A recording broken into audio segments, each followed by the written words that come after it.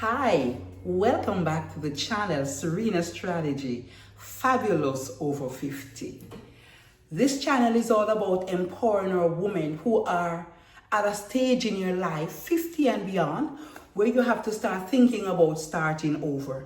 There are situations that warrants us to change the way we approach life, change what is happening to us, change how we show up in this world.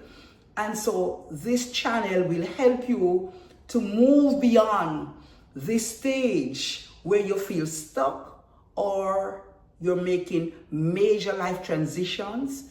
I am here to share with you how we can navigate this landscape of changing and making adjustments to our lives at this stage. Welcome back to the channel.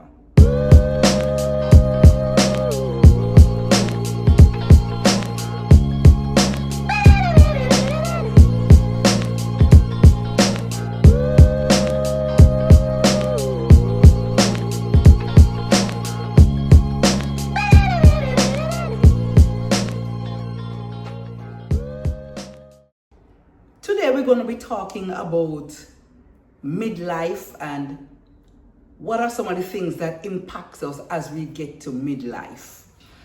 According to one of our famous theorists, Erik Erikson, some people call it midlife, but he calls it generativity versus stagnation.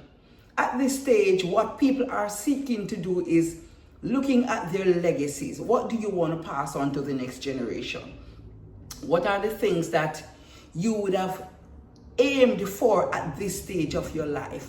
What is it that you had put in place that as you get to this midlife, you do your evaluation and you start figuring out, okay, I am satisfied with what I have done with my life? Or some people get to that stage where we call midlife crisis. Midlife crisis is when you feel like you have not done enough in your life, and so you reevaluate and you try to recapture or relive or live some of the experiences that you were hoping to get at an earlier stage in your life.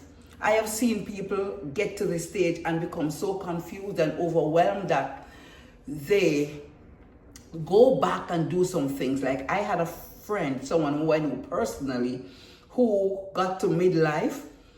He felt like he didn't do enough. He missed out some of the youthful days of, riding a motorcycle, for example, and just living life vicariously. So what he did was that he divorced his wife, who was more his age group, in her 50s and older, and he chose to marry one of his high school students. Having done that, they sold their cars and bought a motorcycle. And you could see them in the mornings going to work on this motorcycle, this man in his mid-age riding his motorcycle with his young bride on the back. So these were some of the things that he felt like he did not have enough. He did not live vicariously enough. And so he wanted to recapture some of that. Long and short of the story, it didn't work out. The young wife eventually realized that she was with her dad, moved on. He in turn accepted that this change in his life, what he was feeling, was not something that is long term. It was a short-lived thing that he wished he had done. And so he remarried someone who was more of his age, and the relationship is going much better. So if you see me looking down now, it's because I'm experiencing midlife crisis where my memory is not what it used to be, and I have to accept that. So I have to make notes because I want to make sure that I'm covering all the bases as we talk today. So this episode is talking about embracing change, the power of starting over. I would appreciate it if you go down and subscribe to this channel right now. That means all this valuable and wonderful information will be beneficial to you and you won't be missing anything, okay? So let's talk about the midlife situations that impact us. And more so, I'm talking to the women. It do affect the men, but this channel is geared towards our women. So if you're a man and you're on, it means that you want to learn all the information that is important so you can help your wife to navigate this landscape of midlife and the changes that will come and starting over. So the first one I want to talk about is, transitioning into this stage of uncertainty. Some persons are reevaluating their lives and wondering, did I do enough? Did I make enough preparation to pass on to the next generation? One of the other things that we are looking at also is the changes in our features. What is it that we're seeing now about our features? Are we comfortable with how we look? We are having gray hairs, and if you look closely, you may see my gray hairs, but being fabulous, you have to try to find ways how to mitigate all of these feelings that are inadequate, these feelings of inadequacy in us. So we try to fix it. So I just buy my hair dye and I do my thing. Yeah. For some people, they don't want to change that dye. Some people, they just want to show their grays and embrace it and love it. If that's you, then you're dealing with this part of your midlife crisis. And then we're talking about menopause. Going through menopause can be very frustrating, it can be overwhelming, and the mood changes and all of these things will have significant changes as you get to this midlife. So whether it is perimenopause, which is the stage leading up to getting into full menopause, or it's menopause in itself, for some people, they're dealing with the life situation of becoming an empty nester where your kids grow up, they're leaving you, you're gonna start navigating this landscape in a more lonely way. A home without kids, maybe the home without a partner. You may be facing situation where your kids are gone off to college and there's not much at home to do, and so that becomes a challenge for a lot of persons. For some persons, you're facing divorce, you're facing separation, you're facing starting this life all over with a new partner or choosing to live single. Have you put all your plans in place for retirement? And then you're looking at accepting that you're really the age that you are. You wanted to have your kids, you wanted to own your house, you wanted to have your car, you wanted to have a certain type of career, you wanted to have these things by the time you get to age 50 and above. And then you do have some persons who are facing the responsibility of caring for your elderly parents, your mom, your dad. Did you make enough money that you are able to cater to these family members? Are these not just catering to them financially, but emotionally? You have to prepare for them. It's a responsibility now. For some people, you may experience job shift, job loss, all of those things. Are you facing any of these midlife crises, many of these midlife situations? Then you have to try to do something differently. What are you doing differently?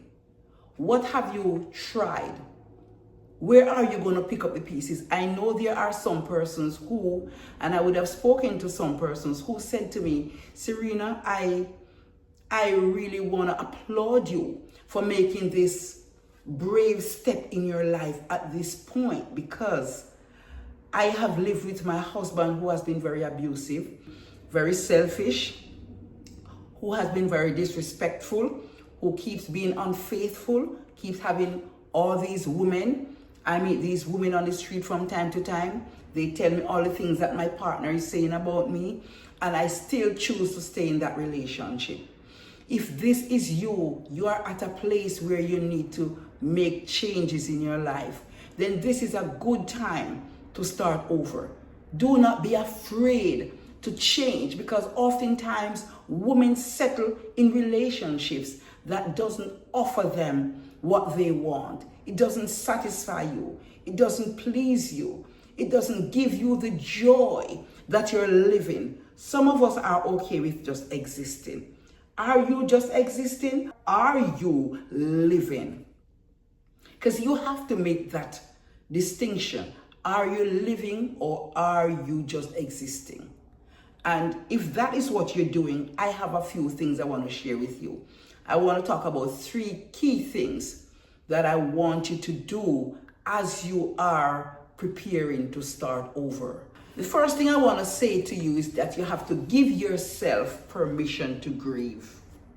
A lot of persons do not give themselves permission to grieve. You are losing important parts of you. You're losing your age. You're losing that youthful exuberance. You're losing that youthfulness. You're losing the physical features that defines you, that defines who you are as Serena. Serena is no longer that youthful girl. When I get my hair up in one, I look so beautiful. There are no creases. If you notice, there are creases on my face. I have to accept it because this is who I am now. I am 54. So I am allowing myself to grieve that, Serena, you're no longer this youthful girl that you were a few years ago. And you've lost some of that. I want to make sure I find the right word. You have lost some of that, whatever, maybe I'll find it later. But it is that I am no longer able to do the things that I used to do. My makeup has to be different now because my skin is a little softer than it used to be. When my niece does do my makeup, she's like, oh, auntie, your skin is so soft. I'm no longer with that nice, firm skin. I am seeing blemishes. I am seeing creases. I'm seeing wrinkles. I am okay with that now because I've already grieved the loss of that youthful exuberance. I want you to also give yourself a chance to grieve because you have lost your relationship. If you're in a relationship, you're separated from your spouse, your husband, someone you've lived for years with. Allow yourself to grieve that you no longer have this relationship that meant something to you. You're no longer in this relationship that gave you that safety net that you're looking for. You're no longer in that relationship that gives you security. You're no longer in that relationship that gives you that confidence that someone is beside you and is helping you to navigate life. Allow yourself to grieve for that job that you have lost at this age. Starting over, getting a new job is never easy. And so, knowing that you have worked with a company for 30 years, 40 years, and now they've made you redundant, they've decided that you're no longer as youthful as you used to be. You're not able to provide and give them the services that you used to give them once upon a time. Because now we are dealing with a more youthful population. And so a lot of companies will put you out and choose to have persons who are more youthful to provide the services that you were so capably giving once upon a time. So allow yourself to grieve the loss of this job. Allow yourself to grieve that your kids have grown and they have left your nest. Allow yourself to grieve that you're going to be alone because you have done your job. You have done your due diligence and you've given them the best that you can. Allow yourself to grieve. Allow yourself to grieve because you're no longer living in that place, that community, that country where you used to live because things have changed and you have to move out of there. Allow yourself to grieve because you've lost all the friends that you had before. You've lost all the community that you knew before. Allow yourself to grieve as you are experiencing this change in your life and you are seeking to transition. You're seeking to gain the power to start over. It is not always easy. The other thing I want to tell you is that you have to be prepared at this point. After you have grieved, you have to learn to pick up the pieces and be ready to move on. So allow yourself to be able to make your own decisions. Don't be caught up with other people making decisions for you. You have to give yourself permission not to explain yourself and your decision to others, because at this stage, people tend to want to feel this pity for you. They want to feel like things are bad for you, and so they always want to offer their suggestions. Some will be more than just offering their suggestions. Some will want to, dictate or decide what's best for you. Give yourself permission to know what you want and not to explain yourself. Whatever decisions you make those decisions your own. Don't make them anybody else's. I am trying to engage and date someone, and meeting people and trying to figure out who is best for me. But then in the midst of all of this, there are my family members who love me dearly, and I appreciate that they want to know what's going on to make sure I'm making good decisions. Sometimes you have to stand on your own with your own gut feeling that you're making this decision and it's the best decision for you. Others will give you suggestions. Listen to these suggestions, because sometimes they are able to see things that we can't. So take the suggestions, assess them, evaluate them, but the decision at the end of the day is going to be yours. You're going to be the one who's going to be living alone if you decide to leave your partner.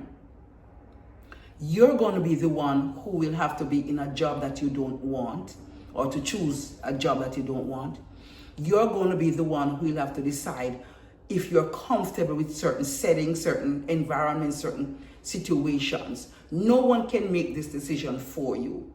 Sometimes people make the decisions for you and they don't make the decisions that you would have made and they're comfortable with. And so you continue to allow people to dictate what your future look like. Don't be afraid. That's what I'm saying. Do not be afraid. Give yourself permission to do stuff that you want, not someone else's goals, not someone else's aspirations, not someone else's dreams. Make it your own. And be prepared also to get criticism from others, because everybody will believe that what you're doing is stupid. And sometimes what we're doing will be stupid, but guess what?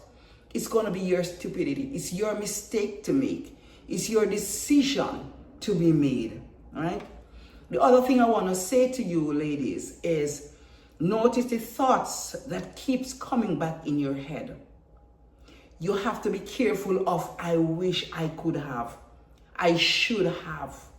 I want to know why he didn't love me. Why did he cheat on me? Why did he not choose me? Why did they fire me? Why did they feel like I was not able to offer enough in this job? Why am I feeling this way? Why is my health condition what it is? Why am I getting all of these bad experiences? What is causing all of this to be happening to me? Right? Because when you keep asking these questions, what you're doing pretty much is setting up yourself for despair, setting up yourself to spiral downwards in looking at what could have been. The reality is your life is not what it is. It cannot go back to where it was before. And in accepting that, it helps you to look at what's next. Do not spend your whole life regretting and looking at things that you could have done differently. In doing that, it's good to reflect, because it will help you to change how you navigate this landscape going forward. So if that's what you're doing, that's okay. But if you are focusing on beating up on yourself because you did not make the decision that you feel that you should have, that's not going to help you going forward. That's not going to help you. What it's doing is frustrating you and leading you into this trend of depression and sadness. Okay? So I just wanted to stop by in this episode to tell you that starting over is never going to be easy. But what you need to do is to embrace the change and garner the power of starting over. All right? And remember, it is very, very important to recognize that life doesn't stay in one place. The theorist in psychology tells us that as you get to different stages in your life, different things will be happening. When you get to age 50, you're not thinking about having children. You've already done that. You've been there, done that. You've already chosen how you want your life to be. So now is a stage of evaluation, not a stage of, beating upon yourself. You look, you refresh, your thoughts. You're like, okay, I didn't do that. Maybe my life wasn't meant to have that. So where can I go next? What do I do next? So evaluation is important, but you also need to look at, am I evaluating the right thing? And how is this evaluation going to help me to go forward? I also want to just stop by here to encourage you to look at the goals that you have. What are your goals for your future? It's never too late to start over. So right now, it's time for you to start looking at, what do I want to do? Did I ever imagine myself doing certain things? These are the times, like teenagers, you take risks. Yeah, take risks, do things. I am out and I am dating and I'm not afraid. Initially, I was like, how do I know which man is going to be the right man for me? How do I know if he's genuine? Because I've been out of this dating world forever, right? I have been married for 30 years. I met my husband when I was 17. There was not much time in this relationship to even explore other men. Yes, I would have seen other men that I liked and all of that, but it didn't give me that fulsome opportunity to go back to dating and meeting someone and all of that. So at this point, you're going to have to evaluate, where do I want to go? What do I want my life to be? What am I going to be focusing on for the next 20 years or the next 30 years? How am I going to do this? And so don't be afraid, ladies. Fabulous ladies over 50. This is Serena Strategy. I am helping you to move forward with your life. Allow yourself to grieve. Allow yourself to just feel the loss of all the things that you are accustomed to in your life. Don't be afraid to embrace this new change and to go forward. When it comes to accepting that you are facing midlife and changes are possible, I want you to recognize that whatever your challenges are, you have to educate yourself on how to navigate this landscape. You're no longer as youthful as you were. You're going to have health conditions that's going to impact you. You're going to have your disabilities, facing menopause and all of these issues sometimes can overwhelm us. But as we age, we want to age gracefully. And so I'm going to use the opportunity right now to share with you my book, The Art of Aging Gracefully, A Golden Opportunity. This book was written by me and my friend Linda Neiman, who is a Jewish professor who also was experiencing aging and, challenging issues as she aged. And we looked at what women like yourself, what you were facing, you're likely to face as you experience life changes. And so we wrote this book with great passion and love, right? And there are so many things in here that we wanted to share with you, like how to age with grace, navigating the components of aging, preparing for retirement, embracing the challenges that comes with aging, looking at our support system as we transition. Who is it that we can ask to be our support?